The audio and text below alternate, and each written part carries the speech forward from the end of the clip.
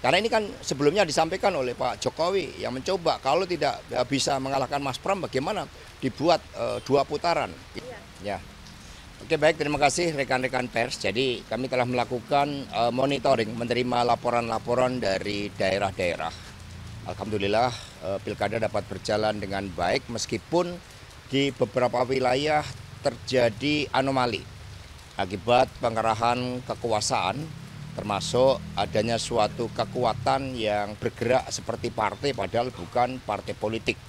Di Banten sangat mengejutkan, pengamatan kami selama 2-3 hari terakhir memang terjadi berbagai penghadangan, berbagai pengepungan termasuk yang membuat pasangan calon Ibu Airin dan Kang Ade tidak leluasa bergerak dan hasilnya sangat berbeda dari apa yang nampak dari hasil survei sebelumnya dan juga dari hasil exit poll dengan apa yang terjadi dengan quick count. Ini menunjukkan berbagai keanehan dan kemudian kami meminta seluruh simpatisan masyarakat di Banten untuk mengawal dengan sebaik-baiknya. Kemudian yang kedua di Jakarta kami melihat bahwa dari hasil exit poll dan juga quick count yang dilakukan di internal partai menunjukkan pasangan Pramono Anung Rano Karno unggul dan memenangkan 1 putaran.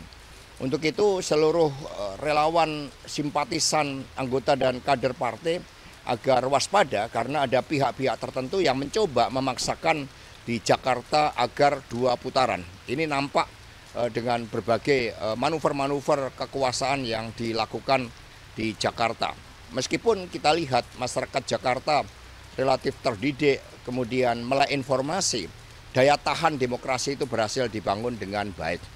Kemudian yang ketiga di beberapa wilayah sudah ada laporan seperti Bali berhasil dimenangkan, Sulawesi Utara menang, Kalimantan Barat, NTT menang tipis, kemudian beberapa wilayah seperti Kalteng, Riau itu juga berhasil dimenangkan, di Papua Selatan, di beberapa wilayah Jogja hampir semua dimenangkan oleh PD Perjuangan. Ini menunjukkan bahwa di wilayah-wilayah yang bukan target operasi itu praktis kami bisa menghadapi berbagai tekanan meskipun sumber daya logistik itu sangat terbatas.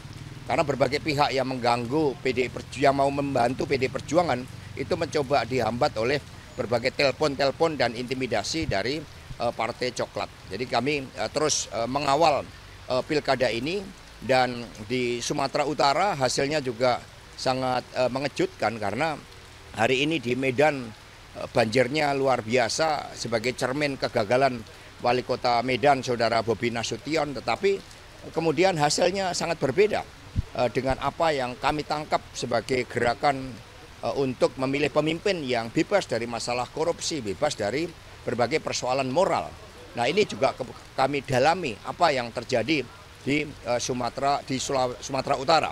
Kemudian di Sulawesi Tengah juga berhasil kami menangkan dengan baik dan kami terus melakukan pemantauan. Kami meminta agar seluruh aparatur negara betul-betul netral karena MK telah mengambil suatu keputusan bahwa aparatur negara yang tidak netral bisa dikenakan tindak pidana.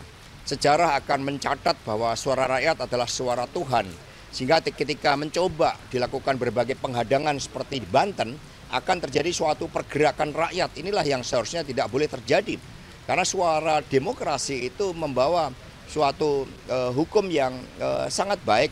Bagaimana saat seorang presiden, satu suara menteri, satu suara tokoh-tokoh nasional itu sama dengan satu suara petani, satu suara buruh, satu suara pedagang kaki lima, dan sebagainya. Untuk itu tetap waspada, kita kawal suara rakyat dengan sebaik-baiknya.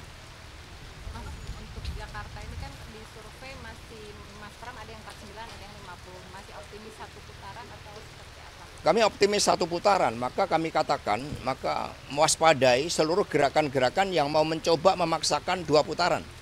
Karena ini kan sebelumnya disampaikan oleh Pak Jokowi yang mencoba kalau tidak bisa mengalahkan Mas Pram bagaimana dibuat 2 putaran. Ini dari berbagai informasi terdekatnya, maka kami tegaskan bahwa berdasarkan data-data di internal partai termasuk exit poll, Mas Pram itu 53%. Mas, ada arahan dari Ibu Ketua Umum untuk menyikapi anomali-anomali yang terjadi?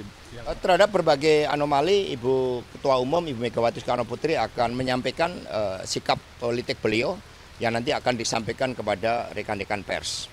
Berarti ada harapannya ini kan masih terus menunggu hasil akhir yang real gitu ya. Jadi harapannya ada pengawalan gitu ya dari masyarakat juga. Ya, untuk perjuangan mengawal demokrasi kami selalu menyalakan harapan itu meskipun keadilan semakin jauh akibat hukum dijauhkan dari aspek-aspek keadilan yang sejati akibat partai coklat yang tidak netral dan dimobilisasi, tapi kami terus menyalakan harapan untuk Indonesia Raya kita. Dan mari kita kawal perhitungan secara berjenjang, perhitungan manual, dan KPU harus menyediakan seluruh dokumen-dokumen C1 agar masyarakat sipil itu juga bisa melakukan pengawalan. Kami akan kawal suara rakyat karena itulah suara Tuhan. Pak, kan tadi kan sudah dijelaskan bahwa dari PDIP internal kan percaya untuk pilkada DKI Jakarta kan 1 putaran. Tapi kalau dari internal juga menyiapkan nggak sih Pak untuk skenario jika terjadi 2 putaran gitu? Ya, kita jaga karena skenario dari pihak-pihak yang ingin mendorong 2 putaran itu telah kita dengar sejak Pak Jokowi turun di Jakarta. Hanya skenario ini bisa dipatahkan karena masyarakat Jakarta itu terdidik. Kemudian bergabungnya sosok seperti Mas Anies, Mas Ahok, Bang Yos, Bang Foke itu menunjukkan kepemimpinan Mas Pram yang menyatukan dan bersama dengan kekuatan rakyat mampu menjadi benteng demokrasi, menjaga marwah demokrasi yang ada di Jakarta. Jadi kami tetap meyakini Mas Pram, Rano Karno 1 putaran itu kalau fair, itu kalau jujur, dan seluruh simpatisan masyarakat Jakarta mari kita kawal agar ini benar-benar 1 putaran. Tapi reaksi dari Ibu Mega sendiri melihatnya kayak gimana sih Mas? Ini kan di daerah kayak daerah-daerah besar di Jawa sendiri, di Jabar, Jawa Tengah, Jawa Timur, dan Banten ini kan, dan cahayanya cuma kelihatan ada di Jakarta nih. Di wilayah lainnya di Jawa itu kelihatannya Banteng ini di babak belurkan gitu, Mas Hasto. Itu reaksi Bu Mega sebenarnya gimana? Ya, semangat militansi dan perlawanan sebenarnya sangat kuat. Hanya kami kan bagaikan melawan negara. Partai Coklat ini kan mendapatkan sumber dana yang luar biasa. Kalau kita lihat kasus Sambo misalnya, itu kan diindikasikan saudara Roni Talapesi memiliki data-data bagaimana keterlibatan dengan judi online. Mengapa judi online dibiarkan, tidak diberantas sejak ketika kasus Sambo itu muncul? Karena ini digunakan dan disinyalir dana-dana yang begitu besar itu masuk di dalam operasi-operasi politik. Ini yang kemudian harus kita lawan, kita tegakkan. Jadi PD Perjuangan terus berjuang. Pada masa Pak Harto saja kami berani untuk melakukan suatu perjuangan meskipun kantor partai sampai dibakar, sampai diserang, tetapi kebenaran pasti akan menang. Ya. Ya. Mas, nanti di sini mau kemana Mas? Mau ke mantan mantau Pitong? Oh, ke DPP. Ya, in case ada Bapak nanti bisa di DPP. Makasih ya Mas. Ya.